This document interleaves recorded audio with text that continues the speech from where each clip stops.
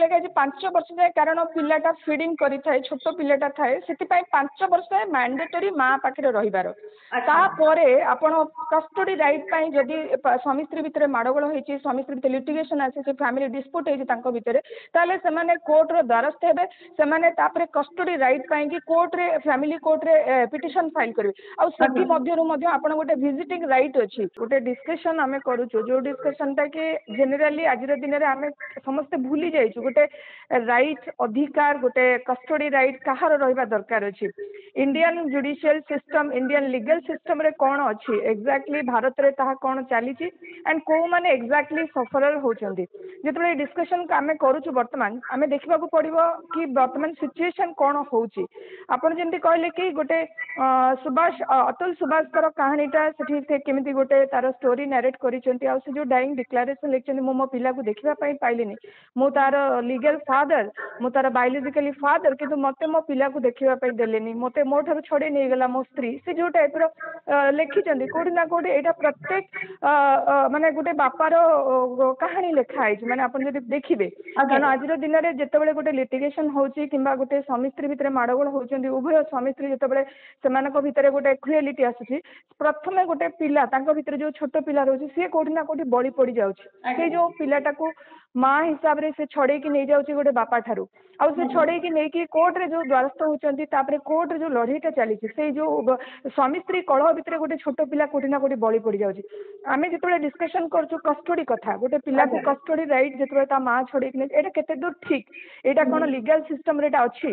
ଯଦି ମୁଁ ଦେଖୁଛି, ମୁଁ ପଢୁଛି, ଆମର ଲିଗାଲ ସିଷ୍ଟମରେ ବେଶୀରୁ ବେଶୀ ମାଙ୍କୁ ଅଧିକାର ଦିଆହେଇଛି କି ଯଦି ଗୋଟେ ପିଲା, କାରଣ ଗୋଟେ ମାଇନର ପିଲା, 5 ବର୍ଷର ପିଲା, ତାର ବାୟୋଲୋଜିକାଲି ମଦର, କାରଣ ସେ ମାର ଫିଡିଂ କରିଥାଏ,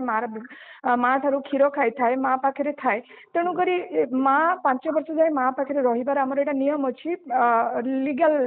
ଫର୍ମାଟରେ ମଧ୍ୟ। ତେଣୁକରି ଭାରତର ଆଇନ ବ୍ୟବସ୍ଥାରେ ଗୋଟେ ଛୋଟ ପିଲାକୁ କୁହାଯାଇଛି, ସେ ତାର ଗାର୍ଡିଆନ ମାନେ ତାର ପ୍ରଥମେ ହେଲା ତାର ମା ଆସିବ। ତେଣୁକରି ମା ପାଖେ ରହିବା ପାଇଁ ଆମର ଲ ଅଛି। ତାପରେ କୁହାଯାଇଛି 5 ବର୍ଷ ପରେ, ଯେତେବେଳେ ଗୋଟେ ପିଲାଟା 5 ବର୍ଷ ପରେ ହଉଛି, ତାପରେ ଯୋଉ କଷ୍ଟଡି ରାଇଟ୍ ପାଇଁ ହଜବେଣ୍ଡ ଆଣ୍ଡ ୱାଇଫ, ପିତା ମାତା 2 ଜଣ ଲଢେଇ କରୁଛନ୍ତି, ସେଇଠି ବେଶୀ ଦୁଃଖ ଲାଗୁଛି କି ଆମର ଲିଗାଲ ସିଷ୍ଟମରେ ସେମିତି କିଛି ମେନସନ ହେଇନି। ସେଠି କୁହାଯାଇଛି ଯିଏ ଯାହାର ଅଧିକାରକୁ ସାବ୍ୟସ୍ତ କରିପାରିବ। ତମେ ଗୋଟେ ପିଲାର ପରବରିଶ, ପିଲାର ଭଲ ମାନେ ପରିବେଶ ଦେଇପାରିବ, ପିଲାକୁ ଆପଣ ଭଲ ସୁରକ୍ଷା ଦେଇପାରିବେ, ଭଲ ଶିକ୍ଷା ଦେଇପାରିବେ, ଭଲ ପରିବେଶ ଦେଇପାରିବେ, ଯିଏ ବି ଦେଇପାରିବ ତା ବାପା ମା ହିସାବରେ, ସିଏ କୋର୍ଟର ଦ୍ୱାରସ୍ଥ ହେବେ। କଷ୍ଟଡି ରାଇଟ୍ ପାଇଁ ସେମାନେ ଫାଇଟିଂ କରିବେ, କୋର୍ଟରେ ସେମାନେ ଦେଖେଇବେ କି ମୁଁ ଭଲ ବାପା ହେବି କିମ୍ବା ଭଲ ମା ହେବି, ତାପରେ କୋର୍ଟ ଡିସାଇଡ କରିବ କି ପିଲାଟା କାହା ପାଖରେ ରହିବ। ମ୍ୟାଡାମ, ମୋର ଆପଣଙ୍କୁ ଏଇଠି ଗୋଟେ ପ୍ରଶ୍ନ, ଯେତେବେଳେ ଆମ ସମାଜରେ ଆମେ ଦେଖୁଛନ୍ତି ଅନେକ କିଛି ସ୍ୱାମୀ ସ୍ତ୍ରୀ ଭିତରେ ରହୁଛନ୍ତି, କିମ୍ବା ପ୍ରାୟ ଆଜିକାଲି ସ୍ୱାମୀ ସ୍ତ୍ରୀ ଉଭୟ ଜବ୍ କରୁଛନ୍ତି, ଯେତେବେଳେ ସ୍ୱାମୀ ସ୍ତ୍ରୀ ଉଭୟ ଜବ୍ କରୁଛନ୍ତି, ସେତେବେଳେ ସାଧାରଣତଃ ଦେଖାଯାଏ ପିଲାର ଭାର ନେଇଥାନ୍ତି, ପିଲାର ଦାୟିତ୍ୱ ସମ୍ଭାଳିଥାନ୍ତି ଜେଜେ ଜେଜେମା। ତ ଏଇଠି ଯଦି ଆମେ ଗୋଟେ ପର୍ଟିକୁଲାର କେସରେ ଦେଖିବା, ଯେ ଯେତେବେଳେ ପିଲାଟାର ସନ୍ତାନର ଦାୟିତ୍ୱ ଯେତେବେଳେ ଜେଜେ ଜେଜେମା ନେଇଥାନ୍ତି, ସେତେବେଳେ ଯେତେବେଳେ ଡିଭୋର୍ସ କଥା ଆସେ, କିମ୍ବା ସ୍ତ୍ରୀ ଅନେକ ସମୟରେ ସେଇ ଆଳ ଦେଖେଇ ପିଲାକୁ ଅସ୍ତ୍ର କରି ସେ ପିଲାକୁ ଧରିକି ପଳେଇ ଯାଇଥାଏ। ଏବଂ ଏଇଠି ଗୋଟେ କଥା ଆସୁଛି, କେବଳ ଏଠି ଟଙ୍କା ପଇସାର କଥା ନୁହଁ, ଏଠି ଇମୋସନର କଥା ଆସେ। ଯେତେବେଳେ ବର୍ଷେ 2 ବର୍ଷ ପର୍ଯ୍ୟନ୍ତ ପିଲାଙ୍କୁ ସେମାନେ ଜେଜେ ଜେଜେମା ଲାଳନ ପାଳନ କରିଥାନ୍ତି, ବାପା ମଧ୍ୟ ରାତି ରାତି ଅନିଦ୍ରା ହେଇକି ଜଗିଥାଏ, ସେ କ୍ଷେତ୍ରରେ ଗୋଟେ ମିନିଟରେ, ଗୋଟେ ସେକେଣ୍ଡରେ ମା କେମିତି ପିଲାକୁ ନେଇକି ପଳେଇ ଯାଇପାରିବ, ଆଉ ଯୋଉଠି ଅନ୍ୟମାନଙ୍କର ରାଇଟ୍ସ ନାହିଁ, ତାହେଲେ ଏହା ଆମର ସମାଜକୁ କ'ଣ ଶିକ୍ଷା ଦେବ? ତାହେଲେ ଜେଜେ ଜେଜେମା କିମ୍ବା ପରିବାର ବର୍ଗ ଯୋଉମାନେ ଅଛନ୍ତି, ସେମାନେ କେବେ ପିଲାଙ୍କୁ ଧରିବା କଥା ନୁହଁ, ତାର ଟେକ୍ କେୟାର କରିବା କଥା ନୁହଁ। yes Lisa, I am absolutely right and you are ଆପଣ ଯାହା ବି କହୁଛନ୍ତି ପୁରା 100% ଠିକ କଥା କହୁଛନ୍ତି। ଗୋଟେ ଇମୋସନ, ଗୋଟେ ଫିଲିଂସ, ଗୋଟେ ଲଭ, ଗୋଟେ ଆଫେକ୍ସନ, ଗୋଟେ ପରିବାର ଭିତର କଥା ଆପଣ କହୁଛନ୍ତି। ଅନେକ ଘଟଣା ମୁଁ ଦେଖିଛି, ଯୋଉ ଘଟଣାରେ ବାପା ମା, ଜେଜେ ବାପା ଜେଜେମା ମାନେ ଏତେ ଭଲ ପାଉଥିବେ ସେ ଛୁଆଟାକୁ, ଆଉ ଗୋଟେ ସ୍ୱାମୀ ସ୍ତ୍ରୀର କନ୍ଦଳରେ କଳହରେ ସେ ପିଲାଟାକୁ ଯୋଉ ଛଡେଇକି ନେଇଯାଏ ଗୋଟେ ସ୍ତ୍ରୀ, ଏମିତି ଘଟଣା ଅନେକ ଦେଖୁଛୁ। କିନ୍ତୁ କ'ଣ କରିବା, ଆମର ନ୍ୟାୟ ବ୍ୟବସ୍ଥାରେ ଯୋଉ ପ୍ରକାର ସିଷ୍ଟମ କରାହେଇଛି, ଯୋଉ ପ୍ରକାର ତାକୁ ଗ୍ରହଣ କରାହେଇଛି, କରାଯାଇଛି ତାକୁ ଆମେ କେହି ମଧ୍ୟ ଯାଇକି ଉପର ଊର୍ଦ୍ଧ୍ୱରେ କଥା ହେଇପାରିବାନି କାରଣ ଲିଗାଲ ଗାର୍ଡିଆନ ମାନେ ଏଠି କଥା ଉଠୁଛି ବାପା ମା ଲିଗାଲ ଗାର୍ଡିଆନ ତାଙ୍କର ଯଦି ମାଡ଼ଗୋଳ ହବ ସପୋଜ ଗୋଟେ ସ୍ତ୍ରୀ ଯିବ 498A କେସ୍ ରେଜିଷ୍ଟର କରିଦବ ଆଉ ସିଏ ପଳେଇବ ତା ପିଲାକୁ ଧରିକିନା ସେଠି ଜେଜେବାପା ଜେଜେମାଙ୍କର ଅଧିକାର କୋଉଠି ନା କୋଉଠି ମ୍ୟାଡାମ ଏଠି ସାବ୍ୟସ୍ତ ଗୋଟେ କରିବା କଥା ପାଇଁ ଅଛି ମ୍ୟାଡାମ ମୁଁ ଏବେ ପଢୁଥିଲି ଗୋଟେ ସେଥିରେ ଲେଖା ହେଇଛି ଯେ ମୁସଲିମ ଲ ହିସାବରେ ମୁସଲିମ ଆକ୍ଟ ଅନୁସାରେ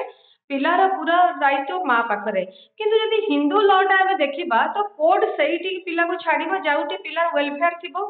ତ ସେଟା ମା ହେଇପାରେ ବାପା ବି ହେଇପାରେ ନା ୟା ଉପରେ କଣ ଆପଣ ଟିକେ ଅଧିକ କହିବେ ନାଇଁ ସେଇଟା ଏକ୍ଜାକ୍ଟଲି 5 ବର୍ଷ ଯାଏଁ ଆପଣ ଯଦି ପଢିବେ ହଁ ଫ୍ୟାମିଲି ଲ ପଢିବେ ସେଥିରେ ଲେଖା ହେଇଛି 5 ବର୍ଷ ଯାଏଁ କାରଣ ପିଲାଟା ଫିଡିଙ୍ଗ କରିଥାଏ ଛୋଟ ପିଲାଟା ଥାଏ ସେଥିପାଇଁ 5 ବର୍ଷ ଯାଏଁ ମ୍ୟାଣ୍ଡେଟୋରୀ ମା ପାଖରେ ରହିବାର ଆଚ୍ଛା ତାପରେ ଆପଣ କଷ୍ଟଡି ରାଇଟ୍ ପାଇଁ ଯଦି ସ୍ୱାମୀ ସ୍ତ୍ରୀ ଭିତରେ ମାଡ଼ଗୋଳ ହେଇଛି ସ୍ୱାମୀ ସ୍ତ୍ରୀ ଭିତରେ ଲିଟିଗେସନ ଆସିଛି ଫ୍ୟାମିଲି ଡିସ୍ପ୍ୟୁଟ ହେଇଛି ତାଙ୍କ ଭିତରେ ତାହେଲେ ସେମାନେ କୋର୍ଟର ଦ୍ୱାରସ୍ଥ ହେବେ ସେମାନେ ତାପରେ କଷ୍ଟଡି ରାଇଟ୍ ପାଇଁକି କୋର୍ଟରେ ଫ୍ୟାମିଲି କୋର୍ଟରେ ପିଟିସନ ଫାଇଲ କରିବେ ଆଉ ସେଥି ମଧ୍ୟରୁ ମଧ୍ୟ ଆପଣ ଗୋଟେ ଭିଜିଟିଂ ରାଇଟ୍ ଅଛି ଯଦି ମନେକର ମା ଧରିକି ପଳେଇଛି ବାପାକୁ ପିଲାକୁ ଦେଖେଇ ପାରୁନି କିମ୍ବା ଜେଜେବାପା ଜେଜେମା ଠାରୁ ଦୂରେଇ ରଖୁଛି ସେଥିରେ କୋର୍ଟରେ ଆପଣ ଅର୍ଜୁନ କୁମାର ଭର୍ସେସ ଜ୍ୟୋତି ବୋଧେ କେସ୍ ଏଟା ସୁପ୍ରିମକୋର୍ଟ ଲ୍ୟାଣ୍ଡମାର୍କ ଜଜମେଣ୍ଟ ଏବେ ବି ଅଛି 2019 ର ଜଜମେଣ୍ଟ ସେଇଟା ସେଥିରେ କୁହାଯାଇଛି ଭିଜିଟିଂ ରାଇଟ୍ ଯେତେବେଳେ କୌଣସି ବାପା କିମ୍ବା ଜେଜେବାପା ଜେଜେମା ଯଦି ଗ୍ରାଣ୍ଡ ପ୍ୟାରେଣ୍ଟସ ମାନେ ପକାଉଛନ୍ତି ଇମିଡିଏଟ୍ ଭିଜିଟିଂ ରାଇଟ୍ ସେମାନଙ୍କୁ ଦେଇଦେବା ପାଇଁ ଫ୍ୟାମିଲି କୋର୍ଟକୁ ଡାଇରେକ୍ସନ ଦିଆହେଇଛି କି ଯେମିତି ଗୋଟେ ଜେଜେବାପା ଜେଜେମା ତାଙ୍କ ନାତି ନାତୁଣୀକି ମିଶି ପାରିବେ ଗ୍ରାଣ୍ଡ ଚିଲଡ୍ରେନକୁ ଦେଖିପାରିବେ ଆଉ ଏଇ ଯୋଉ ପ୍ରକାର ସେ ଯୋଉ କ୍ରୁଏଲିଟି କରୁଛନ୍ତି ମା ମାନେ ସେଟାକୁ କୋଉଠି ନା କୋଉଠି ସୁପ୍ରିମକୋର୍ଟ ମନା କରୁଛନ୍ତି କି ଭିଜିଟିଂ ରାଇଟ୍ ଆଜ୍ ସୁନ୍ ଆଜ୍ ପସିବଲ ପରମିଶନ ଦିଆଯିବ ଫ୍ୟାମିଲି କୋର୍ଟକୁ ଡାଇରେକ୍ସନ ଦିଆଯାଇଛି ୟା ସତ୍ତ୍ୱେ ଗୋଟେ କଥା କହିବି ଯେତେବେଳେ ଗୋଟେ ଫ୍ୟାମିଲି ମ୍ୟାଟରରେ ହଜବେଣ୍ଡ ୱାଇଫ୍ ଡିସ୍ପ୍ୟୁଟ ହୁଏ ଏଠି ଜେନେରାଲି 99% କେସେସରେ ମୁଁ ଷ୍ଟଡି କରିଛି ସେମାନେ ପିଲାକୁ ଛଡେଇକି ବାପାଠୁ ନେଇଯାଆନ୍ତି ଆଉ ଯୋଉ ବାପା ମାନେ